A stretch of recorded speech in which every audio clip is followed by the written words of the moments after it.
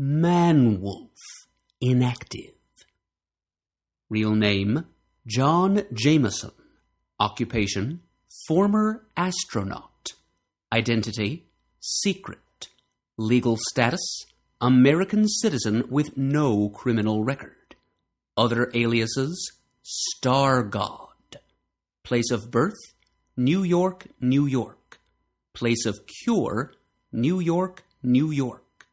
Known relatives, J. Jonah Jameson, father, Joan Jameson, mother, deceased.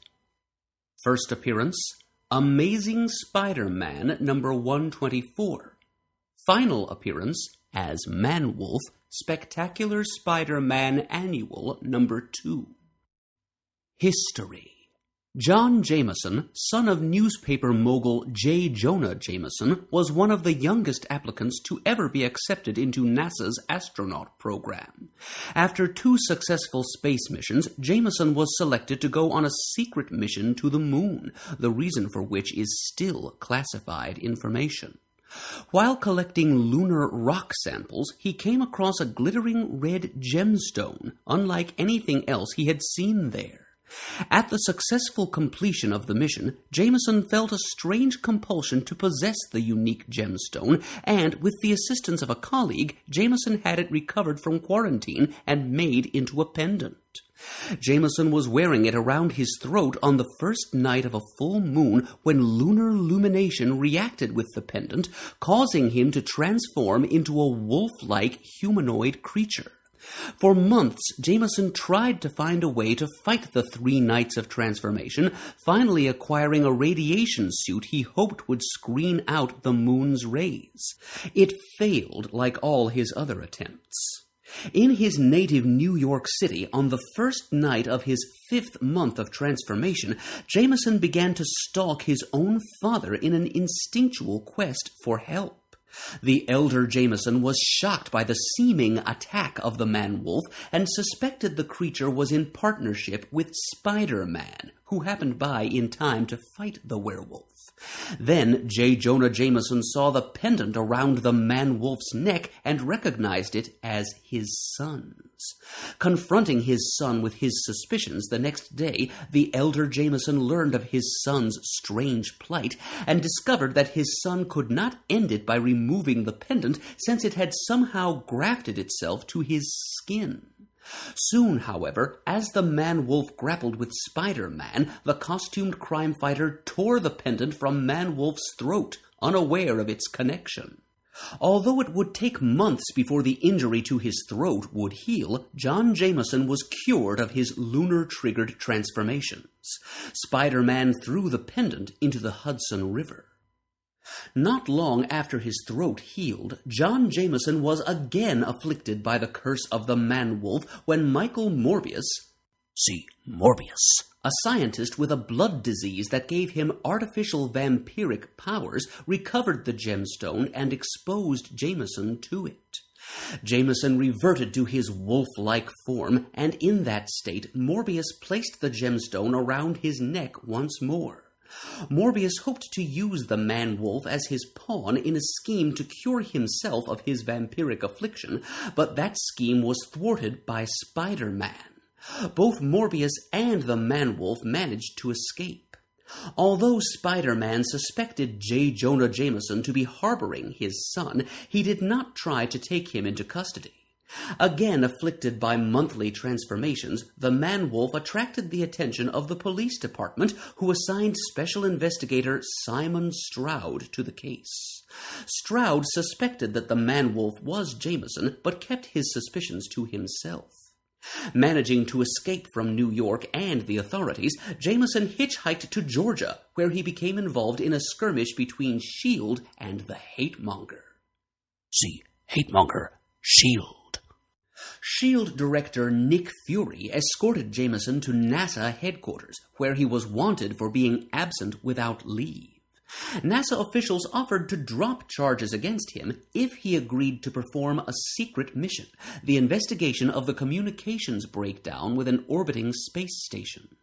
Jameson agreed, and upon his arrival at the space station, learned that the installation had been boarded by 3 extra-dimensional humanoids named Garth, Lambert, and Gorjun.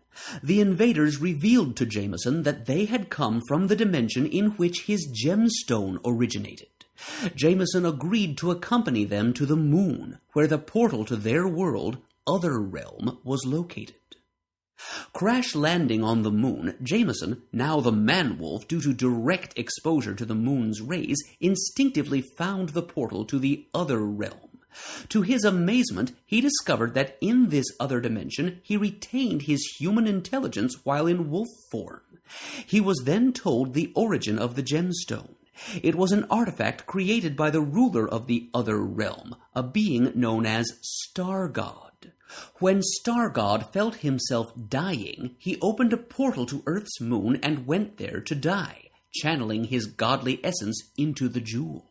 When the Other Realm faced a crisis of dire consequences, he arranged that the gemstone would be found and a successor possessing his godly might would come to deliver his world from evil. Jameson seemed to be that chosen successor. However, since the mystical radiation that leaked through the moon portal was so weak by the time it reached Earth, the gemstone was only able to effect a partial change to the mythic wolf being. Thus, Jameson had gained Star God's strength and outward form, but not his wisdom or power. As Star God's successor, Jameson helped the denizens of the Other Realm vanquish its would-be conqueror Arisen Tirk, utilizing the full power of Star God. Jameson then utilized the gem's full power to teleport him back to Earth. On Earth, Jameson found himself to be at the mercy of the partial effects of the gemstone, again transforming into a wolf against his will. Furthermore, since he had exhausted the gemstone's power in fulfilling its purpose, it was slowly turning into a malignant organism, sinking beneath the surface of his skin and poisoning him. When his father, J. Jonah Jameson, learned of his latest plight, he had his son placed in cryogenic suspension in hopes of arresting the process. An enemy of Jameson's, Spencer Smythe, released the younger Jameson, hoping to hurt Jameson or his son. Spider-Man managed to quell the man-wolf's rampage, but lost track of the creature when he was snatched by Smythe's teleport beam.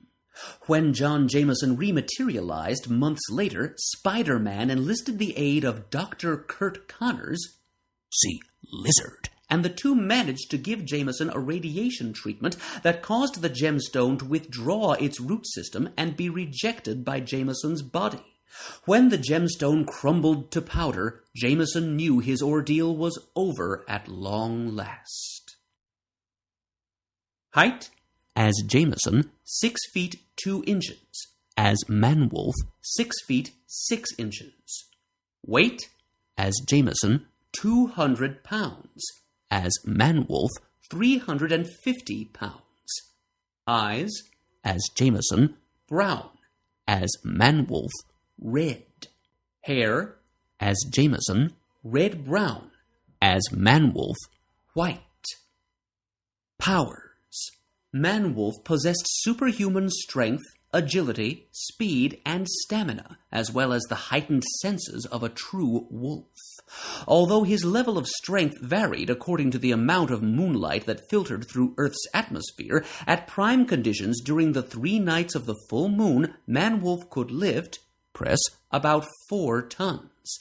His half-human, half-wolf form possessed the agility, speed, and stamina of a full wolf. His eyes were able to see partially into the infrared range, enabling him to see in the dark. His olfactory centers enabled him to track the spoor of his quarry across any terrain. His teeth and claws were hard and sharp enough to rend a variety of substances, such as wood, soft metals, and even cinder block. His whole body's musculature was so durable that he was able to survive great falls and concussive blows with minimal injury and fully recover from gunshot wounds within a month.